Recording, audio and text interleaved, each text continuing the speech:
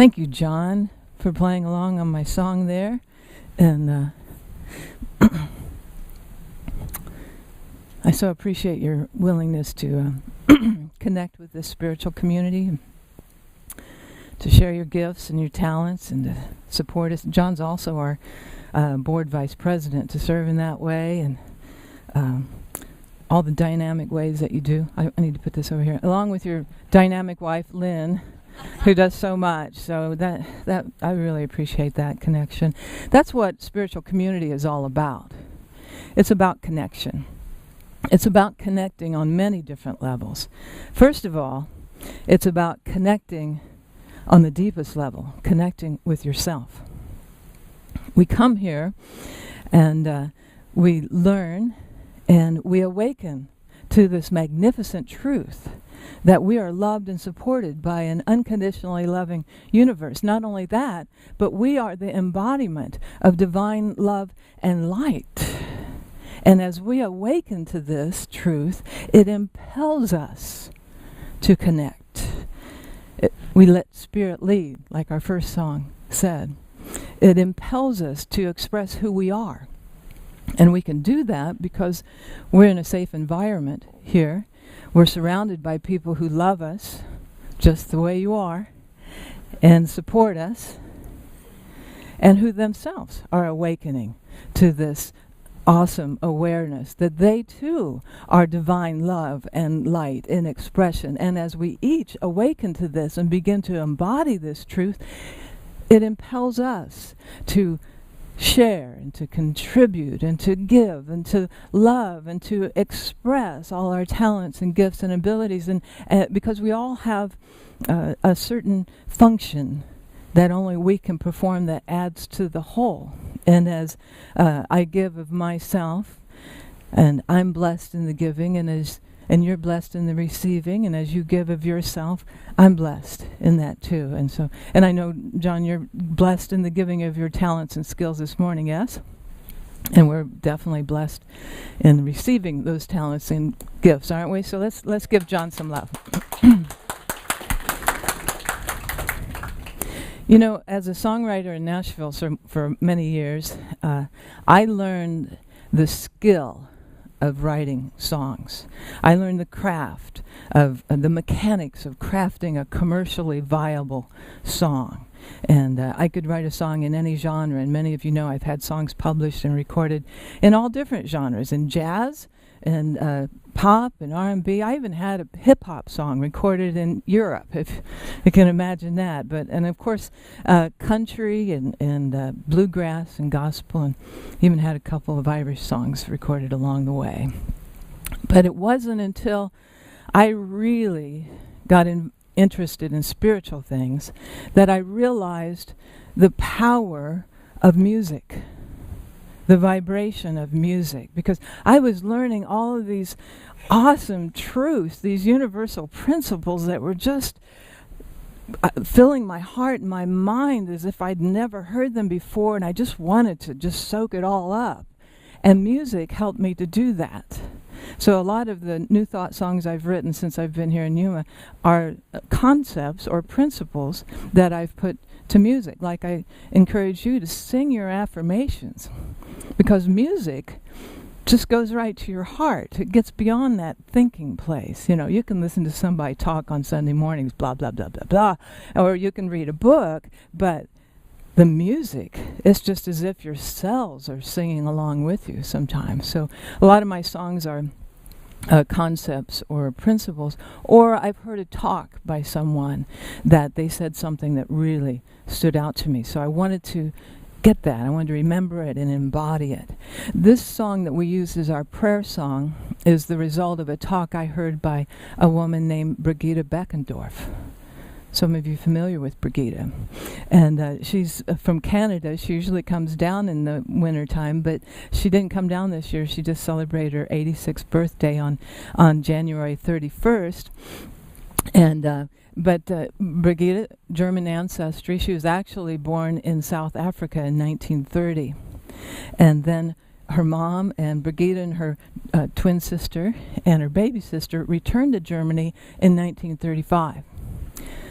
Got your historical markers up there? That was 2 years after Adolf Hitler became Chancellor of Germany, and she tells quite a story of growing up in Germany during that time. Well, 1945, the war's over, yes? Hip, hip, hooray. But Germany was divided, and it turns out that her little town was in the border zone of East Germany, and the border to West Germany was 7 miles away. And she says that during that time, 1945, was even more dangerous. It was all about food. They were very hungry, and she talks about going out in the middle of the night to try to find food, and even pulling up the carrots from the fields and things like that. One time a harrowing experience of being captured by Russian soldiers, and as a teenage girl, that was very frightening. Things like that. She finally devised a plan to flee. One night, in the middle of the darkest night, crawled under the barbed wire and ran through the woods for 7 miles and made it to freedom.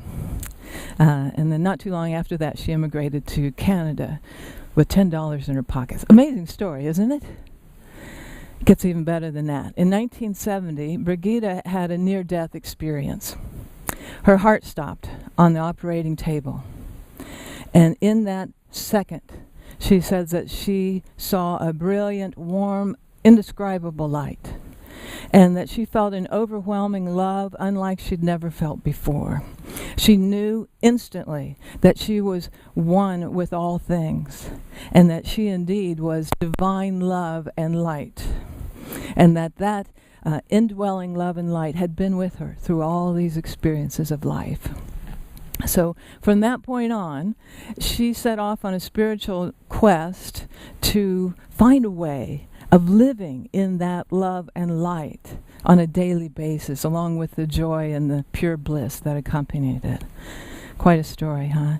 And I'm so thankful to have connected with Brigitte, to hear that talk, to have been inspired to write that song, to connect with John, and we could perform it for you so that we could connect together. That harmonic resonance, I guess you could call it, here filling up that room today. So, in fact, Brigitte just published her memoirs, Love and Light, a spark of insight during my near-death experience. Just think for a moment, just about that one phrase, I am love. Think how powerful and revolutionary just that one phrase really is. I mean, many people can relate if you say, I feel love, or I see love. We get that. And we can all relate to if you would say, I give love, or I receive love. We get that. But I am love? I mean, how could that be? And we're not talking about the human emotion of love. We're talking about the energy, the divine energy of love that is unlimited, infinite energy. Some of us, you can call it whatever you want to. Some of us call it God. So when we say, I am love, we're actually saying, I am God. And many people would say, how dare you? But rather than being an egocentric assertion, it's actually a very humble acknowledgement. Rather than being some kind of boastful type glorying in some kind of supreme individuality, it's actually a very respectful recognition of our connection to one another and our oneness with all of life. So let me just share with you just a little bit of how we get to that, how we claim that I am love. We know and teach and believe, just as many of the world's major religions and philosophies state, that there is only one ultimate power, one energy. And since all things come from this one power, we come from this one power, yes? Since all things are made from this infinite, invisible energy, we could call it divine love. We are made of this energy called divine love. Divine love is our essence. Divine love is your true nature. Now you might say, well, I try to love. I try to be loving. I try to show love and kindness. And I so appreciate that. And the world could use a lot more love and kindness. But we're not talking about trying to do anything. We're talking about being. And we're not talking about the human emotion of love. We're talking about that energy of divine love. We're talking about being the energy of divine love. We're talking about being divine love. Whew. Kind of blows your hair back, doesn't it? Well, last week we talked about how our earth-based third-dimensional understanding or expression of love is conditioned by our physical, material perceptions. And we all have different levels, different degrees of the expression of love in our life. There are things that you love more than other things. There are people that you love more than other people, yes. And those are all the result of our interactions, our physical, material perceptions of life.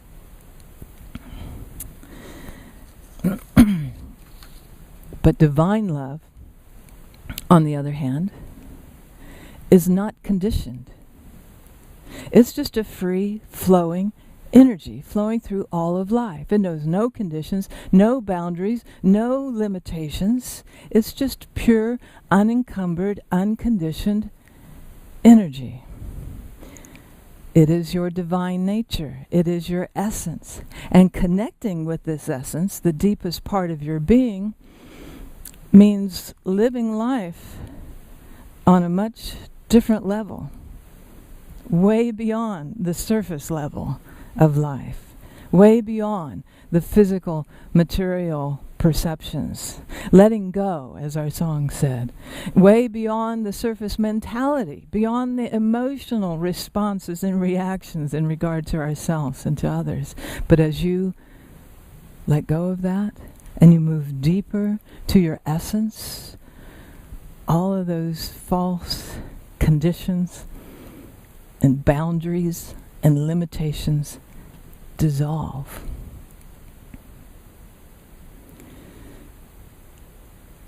And as you daily practice this, immerse yourself in this essence, you begin to feel and experience divine love vibrating in and through and as you. You connect with your source. You connect with God. You connect with unconditional love. And as you do, you begin to vibrate at the level of unconditional love. What effect do you think vibrating at the level of unconditional love is going to have on your life? What effect do you think vibrating at the level of unconditional love is going to have on your relationships? What effect do you think vibrating at the level of unconditional love is going to have on your body? You know, there have been many studies about the effect of love on plants. You know, you play beautiful music to the plants and that harmony, that vibration goes out and has an effect on it. You speak loving words to your plants and they respond and they blossom and grow. I do that for my plants. Carol Ann speaks to the plants here. That's why they're so beautiful. And there have been studies about the effect of love on animals. We're probably all familiar with that. And, you know, that winning chihuahua that you got there, Roberta. And I know I experienced that with my pets. When I spend time with them and connect, you can feel that vibration, really. And it just takes the stress out of my body. My cats are laying there like that. Or maybe you're like me and you've picked up some stray animals in the past, you know, that haven't experienced love and kindness.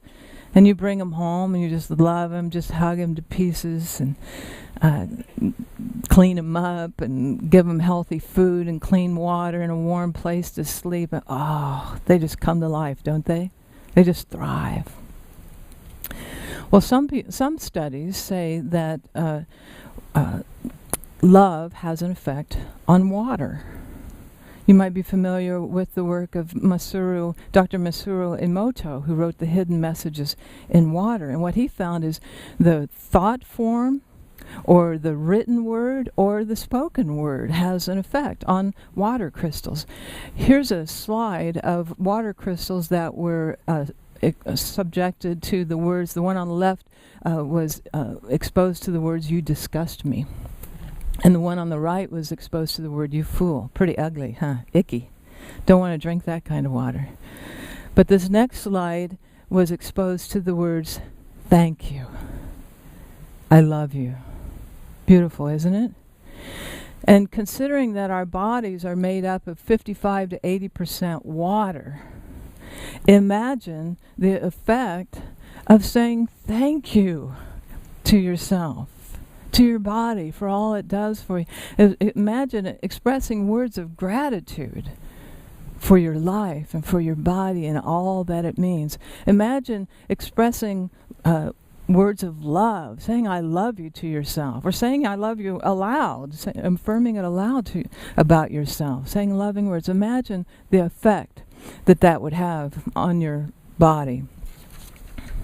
Well, this morning we're talking about connection. We're talking about connecting on the deepest level of our being, connecting with divine love. And that involves two things. I want to be honest with you and tell you the very first thing that connecting on this deep level involves is being willing. You have to be willing to go beyond a place that most people see or think or know or believe. So you might want to ask yourself, am I willing to live my life on this deeper level, this deepest level of my being? And secondly, connecting with your true essence, with divine love within, means letting go. I release and I let go. It means letting go of those conditions that we've placed on ourselves. Letting go of that negative self-talk and taking hold of the truth that you are an expression of divine love. So we know it. I am love.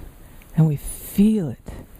I am love. You want to say that with me? I am love. And as you daily immerse yourself in this cosmic connection, you begin to feel and experience divine love vibrating in and through and as you. You have a great power within you. You have a power that can change your body. But not only that, it can alter your daily life. And it can change the world. Are you ready to do that? Let's all say our affirmation for the month of February together. Let's say it. My life is an endless flow of divine love expressing in, through, and as me. Say yes to that? Yes. So let's go into a meditation time just to contemplate these things.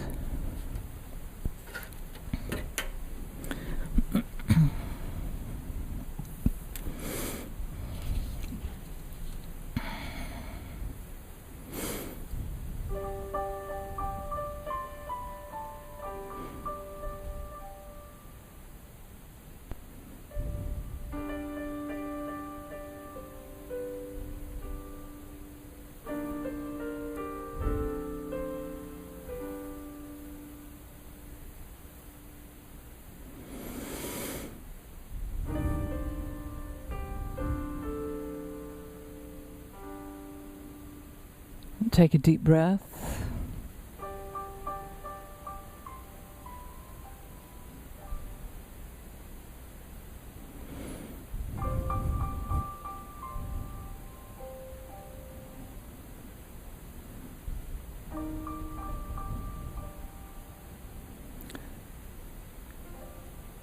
This morning we're talking about the realization that we are not alone.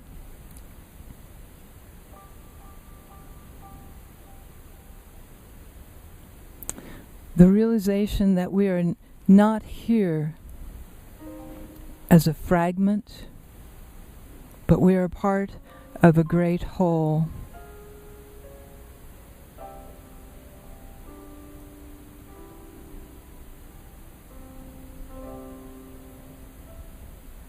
That nothing can separate us.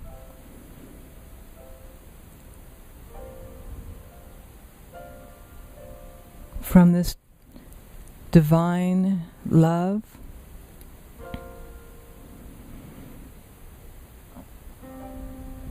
this source is always with us through every experience.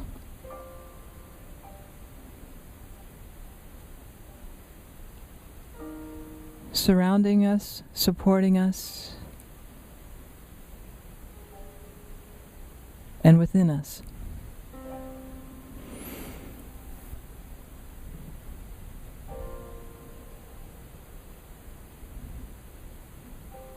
Every cell of our body knows this truth.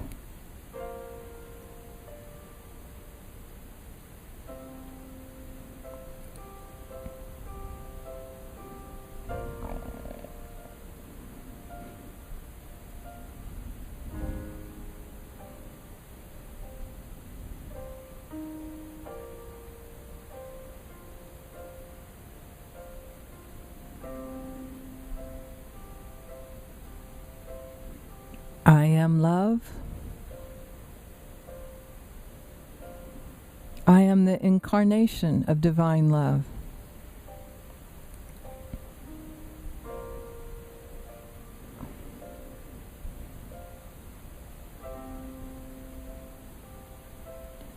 I am the embodiment of divine love.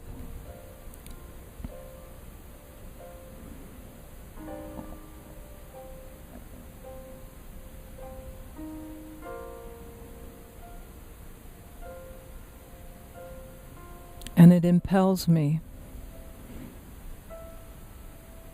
to express fully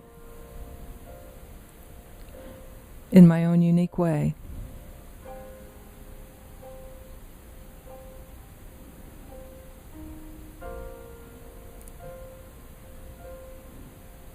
So I'm willing to release any conditions, any limitations.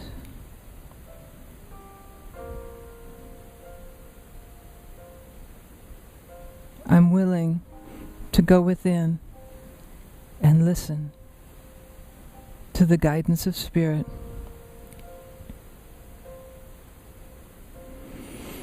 Oh, I'm so thankful that I'm not alone. So thankful I don't have to do this on my own.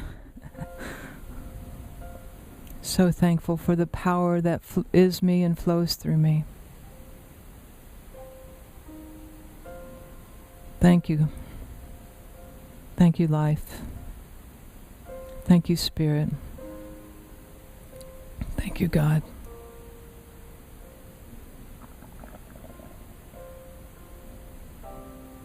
And when you're ready, you can come back to the room. Open your eyes. Refreshed and recharged.